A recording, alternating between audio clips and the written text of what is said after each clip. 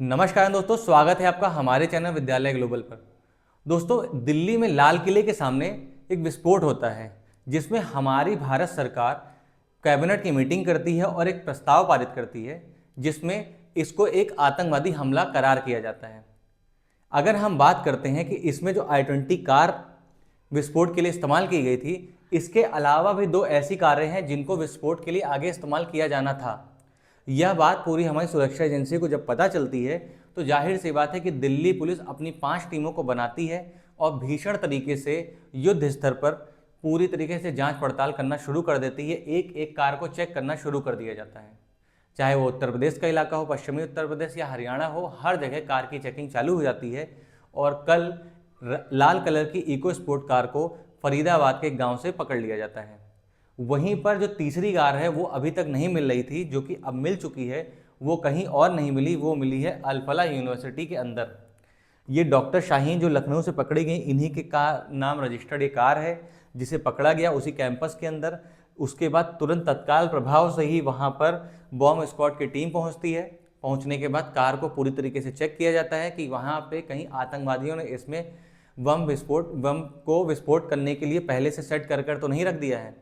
जब इसकी पूरी जांच पड़ताल कर ली जाती है उसके बाद फिर इसमें एजेंसियां जाती हैं, इसको पूरी तरीके से अपने अंडर में ले लेती हैं। ऐसे ही सारी कारों को चेकिंग की जाती है, क्योंकि जाहिर सी बात है एक कार में विस्फोटक पदार्थ लगाने के बाद इतने भीड़ भाड़ वाले इलाके में जाकर विस्फोट कर दिया जाता है, तो क्या भरोसा कि इन कारों में भी पहले से विस्फोटक पदार्थ ना लगाया गया हो। देखिए, कार के ऊपर डॉक्टर का पूरा साइन लगा है। ऐसी साइन और इसी प्रोफेशन का इस्तेमाल करके इन लोगों ने इतनी बड़ी साजिश रच सकी और हमारी सुरक्षा एजेंसियों की बिल्कुल इनको भनक भी नहीं लगी। इसका रीज़न ये है कि देखिए, इससे पहले जितने भी अटैक होते थे उसमें आप देखे होंगे कि जो पढ़े लिखे लोग नहीं होते थे, बेरोजगार होते थे, जो कि तुच्छ मानसिकता के लोग होते थे, उन्हीं को ही एक तरीके से इसमें रिक्रूट किया जाता था। लेकिन अब की बार इन्होंने पूरा पैटर्न ही बदल दिया। इसमें इन्होंने एक्स्ट्रा पढ़े लिखे लोग, मतलब डॉक्टर लाइन के लोग, बहुत पढ़े लिखे, क्योंकि इनके पास बहुत अच्छी डिग्रियों में से एक मानी जा रही है एमडी की, इसमें से ये लोग आते हैं।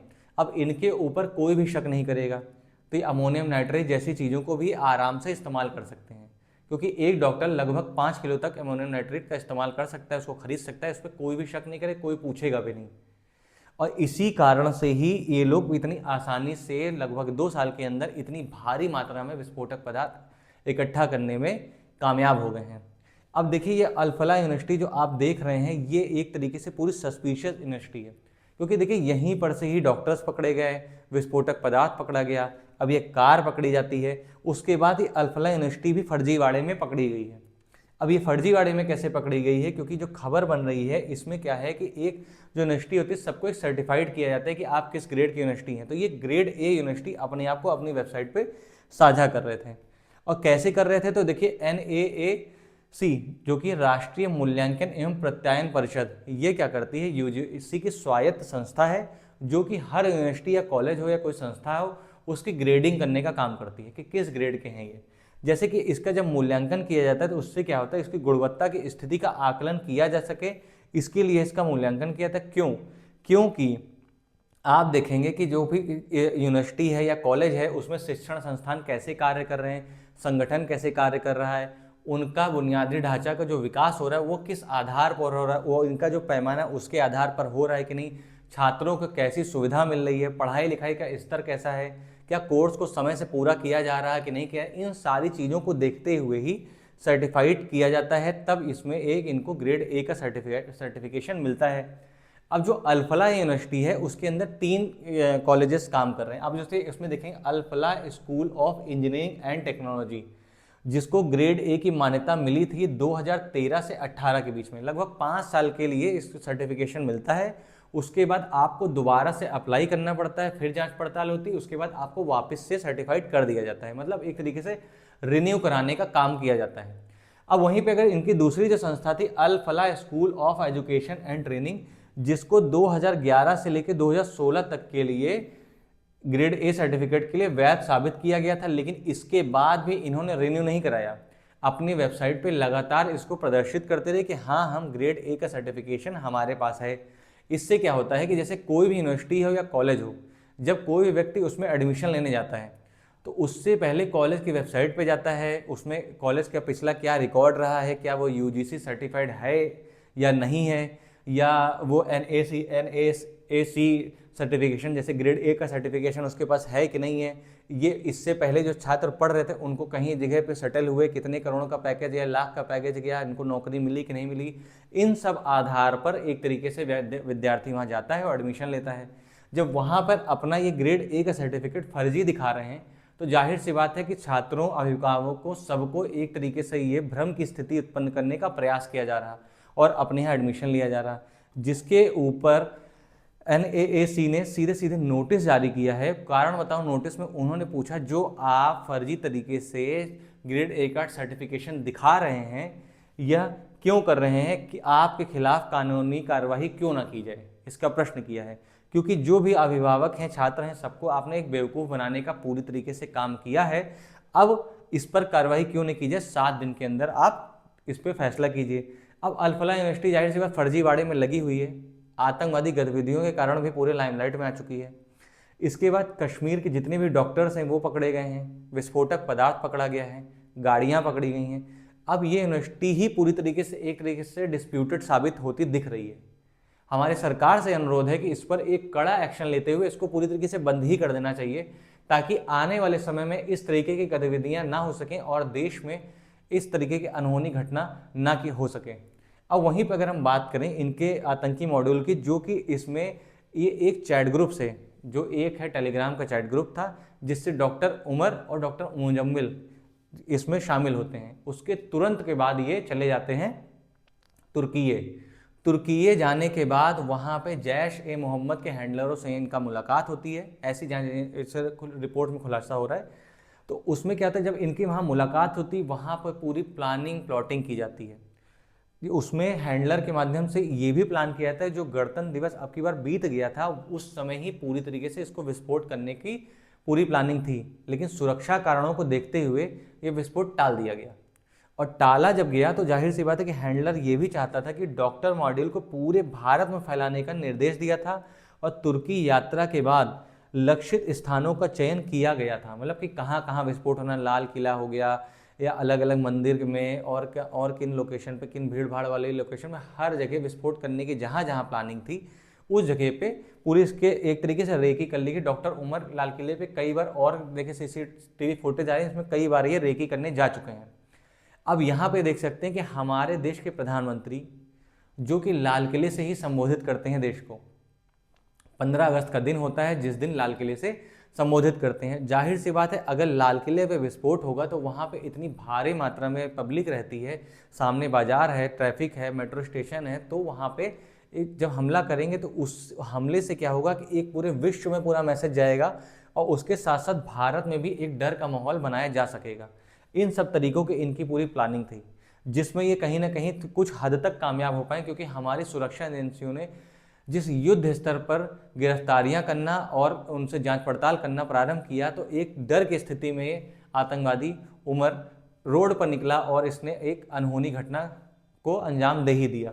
अब वहीं हम बात करते हैं तो आप याद रखिएगा रूम नंबर 13 और रूम नंबर 4 जो कि अल-फलाह यूनिवर्सिटी का है, जहाँ पर रूम नंबर 13 में डॉक्टर मुजम्मिल रहता था और रूम नंबर 4 में डॉक्टर उमर रहता था। वहीं से एक डायरी पाई गई है। वो जो डायरी पाई गई है, उस डायरी के अंदर में देखिए सीधा सीधा ये दिखाया गया है कि कुछ, देखिए कोड वर्ड में बात की गई है, उसमें कहाँ पे अटैक होना है, किस डेट में अटैक होना है, क्या क्या चीज़ें इस्तेमाल होंगी, इन सारे तरीके, मतलब पूरा एक जो इन्होंने प्रोस्पेक्टस तैयार किया था उस डायरी का वो डायरी पाई गई है। और वो देखिए अल-फलाह यूनिवर्सिटी के अंदर ही पाई गई है। जाहिर सी बात है कि यूनिवर्सिटी के अंदर इतनी बड़ी बड़ी गतिविधियाँ हो रही थी और यूनिवर्सिटी के मैनेजमेंट या किसी भी व्यक्ति को कोई भी शक नहीं था, ये कहीं ना कहीं बात हजम नहीं हो रही है। अब यूनिवर्सिटी अपनी तरफ से चाहे जो सफाई प्रस्तुत करे, लेकिन जब इतनी बड़ी घटना घट चुकी है और इतने बड़े नंबर्स में आप देख सकते हैं डॉक्टर्स पकड़े गए हैं, तो जाहिर सी बात है कि यूनिवर्सिटी पर सरकार का एक्शन होना बहुत ज़्यादा ज़रूरी हो जाता है। अब यहीं पे आप बात करते हैं तो डॉक्टर शाहीन जो कि लखनऊ की रहने वाली हैं, ये जो पकड़ी गई लखनऊ से, इन्होंने सीधे सीधे कन्फेस कर लिया है कि हमारा पाकिस्तान मिलिट्री से सीधा सीधा कनेक्शन था। अब पाकिस्तान इससे पहले जो पुलवामा अटैक हुआ था, आतंकवादी गतिविधियां हुई थी, उसने अपना पल्ला झाड़ना शुरू कर दिया, मेरा इसमें कोई रोल नहीं है। लेकिन जब ऑपरेशन सिंदूर हुआ उसके बाद भारत ने पूरा साक्ष्य भी प्रस्तुत किए कि हाँ आपके यहाँ यह चीज़ें हुई थी जिस कारण से हम आतंकवादी ठिकानों पे हमला कर रहे हैं। लेकिन उसके बाद भारत ने बोला था एक भी आतंकवादी घटना पाकिस्तान की तरफ से अगर की जाती है तो उसे एक्ट ऑफ वॉर माना जाएगा। इसी कारण से हमारी सुरक्षा एजेंसियां बहुत सतर्कता के साथ यह जांच पड़ताल कर रही हैं कि इसमें पाकिस्तान का हाथ है या नहीं है, क्योंकि जाहिर सी बात है पाकिस्तान का हाथ तो है ही। और इसका पहला क्लू देखिए मिल गया है कि पाकिस्तान मिलिट्री के टच में डॉक्टर शाहीन थी। अब यहाँ से सुरक्षा एजेंसियां एक पूरा बैकग्राउंड सेट करेंगे कि पाकिस्तान का इसमें कैसा रोल था, क्योंकि इसका साक्ष्य हमको विश्व पटल पे भी रखना है। क्योंकि पाकिस्तान की एक बहुत पुरानी आदत है कि वो जब फंसता है तो तुरंत रोना शुरू कर देता है कि हम तो खुद ही आतंकवाद से पीड़ित हैं। क्योंकि 10 तारीख को सोमवार को जब दिल्ली में लाल किले के सामने विस्फोट होता है उसके जस्ट दूसरे दिन ही पाकिस्तान के इस्लामाबाद में भी विस्फोट हो जाता है। कहीं ना कहीं कुछ लोग वहाँ के जो पाकिस्तान के थे वो भारत पर आरोप लगाना शुरू कर देते हैं कि भारत ने कराया है, बदला लिया है। इन सब तरीकों की बात करने से क्या हो कि विश्व पटल पे एक मैसेज चला जाए कि हम खुद ही आतंकवाद से पीड़ित हैं, हम भारत में ऐसी घटना नहीं कर सकते हैं। लेकिन इसी कारण से हमारी सुरक्षा एजेंसियां पूरी तरीके से एक एक साक्ष्य को इकट्ठा कर रही ताकि पाकिस्तान को बेनकाब किया जाए और ऑपरेशन सिंदूर 2.0 वापस से रिलॉन्च किया जा सके और हमारी भारतीय सेना अब की बार पाकिस्तान को शायद नक्शे से ही मिटा देगी। इस तरीके का कार्रवाई अब की बार होने वाली है। अब यहाँ पे बात देख सकते हैं पाकिस्तान की संलिप्तता, उनके आर्मी का कनेक्शन तो पाया गया है। अब यहाँ बात करते हैं जो व्यक्ति कार के अंदर बैठा है ये आखिर है कौन। यह एक बहुत बड़ा जांच का विषय था। फोटो आ रही थी, यहाँ डॉक्टर उमर है, ये है, लेकिन एक ठोस सबूत चाहिए था। अब इतना बड़ा जब विस्फोट हो जाता है, इनके 3600 टुकड़े हो चुके होंगे, तो उन टुकड़ों को जब हमारी जांच एजेंसियां ले जाती हैं उस पर पूरा टेस्ट करती हैं, डीएनए टेस्ट होता है। डीएनए टेस्ट में इनकी माँ है उनसे ये मैच कर जाता है, तब पता चलता है कि डॉक्टर उमर नबी भट्ट ही यह कार चला रहे थे। जाहिर सी बात है कि डॉक्टर उमर ही साबित हो जाते हैं कि इन्होंने विस्फोट किया, इन्होंने यही कार चला रहे थे। उसके बाद सोशल मीडिया हैंडल पे एक आईडी कार्ड बहुत तेज़ी से वायरल हो रहा है जिसमें नाम है ये आफीरा बीबी, जो कि पाकिस्तान का एक नेशनल आइडेंटिटी कार्ड है। उसमें हस्बैंड का नाम लिखा है मोहम्मद उमर। अब ये कितना सच है कितना झूठ है ये तो हमारी ऐसे सुरक्षा एजेंसियां, सरकार की तरफ से ऐसा कुछ भी नहीं जाहिर किया गया, लेकिन ये सोशल मीडिया पे हो रहा है। तो ये डॉक्टर उमर की पत्नी बताई जा रही है कि पाकिस्तान की रहने वाली हैं ये, और इनका जैश ए मोहम्मद से इनका सीधा संबंध है। और ये जो जैश ए मोहम्मद के लिए ही कार्य कर रही थी और डॉक्टर शाहीन से इनका सीधा कनेक्शन था, जिससे ये जैश ए मोहम्मद के लिए मेंबर्स का रिक्रूटमेंट कर सकें। ये एक तरीके से रिक्रूटमेंट विंग की एक तरह से हेड मान लीजिए, या इनको शाहीन के साथ देखा जा रहा है कि ये जैश ए मोहम्मद के लोगों के लिए रिक्रूटमेंट का पूरा कार्य कर रही थी। अब इसी के साथ साथ आप देखते हैं मार्को रूबियो जो कि यूएसए से हैं, इन्होंने सीधा सीधा बोला है कि ये एक टेररिस्ट अटैक है। टेररिस्ट अटैक के साथ ही साथ इन्होंने बोला कि भारत की एजेंसियां बहुत ही प्रोफेशनल तरीके से जांच पड़ताल कर रही हैं, और प्रोफेशनल तरीके से जांच पड़ताल करना जरूरी भी है, क्योंकि यही अमेरिका है जो पाकिस्तान के साथ बैठकर भारत के खिलाफ कुछ ना कुछ गढ़ता ही रहता है। अब वहीं देख सकते हैं जब भारत इतनी जिम्मेदार तरीके से जांच पड़ताल कर रहा है, एजेंसियां कर रही हैं, तो आने वाले समय में हम आपके सामने ही ये पूरी चीज़ें रखेंगे, तब आप कहीं ना कहीं ये राग मत अलापिए कि भारत गलत कर रहा है, वॉर को रोक देना चाहिए, नहीं करना चाहिए। इन सब तरीकों की बातें आप कर सकते हैं। इसीलिए हमने एक्ट ऑफ वॉर पहले ही घोषित कर दिया था। अब सबूत इकट्ठा कर रहे हैं, जब आपके सामने भी सबूत प्रस्तुत हो जाएगा उसके बाद आप भी कुछ नहीं बोल पाएंगे। उसके साथ ही साथ देखिए यूएई ने भी पूरी तरीके से इस टेररिस्ट अटैक था इसके लिए दुख व्यक्त किया है, भारत के लोगों के प्रति संवेदना व्यक्त की है। और भी अन्य देश हैं, चाहे इजराइल हो गए, अलग अलग देश, फ्रांस हो गया, हर देश ने, चाइना हो गया, सभी ने इस टेररिस्ट अटैक के लिए संवेदना व्यक्त की है। अब यहीं पर देखने वाली बात है कि पाकिस्तान का अगर हाथ तो देखिए पूरा साबित होता ही दिख रहा है, धीरे धीरे पिक्चर क्लियर ही करती चली जा रही है। सरकार ने टेररिस्ट अटैक इसको घोषित ही कर दिया है।